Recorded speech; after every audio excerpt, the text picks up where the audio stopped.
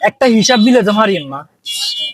ওসমান হাদি বাইরে মনে করেন গুলি করে শুক্রবারে সন্ত্রাসীরা গুলি করার পরে তুন আমাদের দেশের মাঝে একটা রাজনৈতিক দল আছে, তারা খালি কইতেছে কিয়া বাবুরে ওসমান হাদির গুলি করাইছে জামাতে ইসলামী। এবং কি আবার সংবাদ সম্মেলন করিয়ে হাসানে কইয়ে লাইছে যে ওসমান হাদিরে যে গুলি করছে তার লগে জামাত ইসলামের লগে ভালো সম্পর্ক আছে। ওই থাকা বুড়া মানুষ কইছে কইছে। এরপরে আরেকদিকে খেয়াল করেন, যদি ফেসবুকের দিকে সোশ্যাল মিডিয়ার দিকে যদি খেয়াল করেন দেখবেন আওয়ামী লীগ করে কিছু যার শুভাঙ্কার সন্তান আছে এগুলো মনে করেন ওসমান হাদির এই যে ব্যাপারটা হলো এরা লিখতেছে আলহামদুলিল্লাহ একজন গেছে আরো যাইবো সামনের দিকে।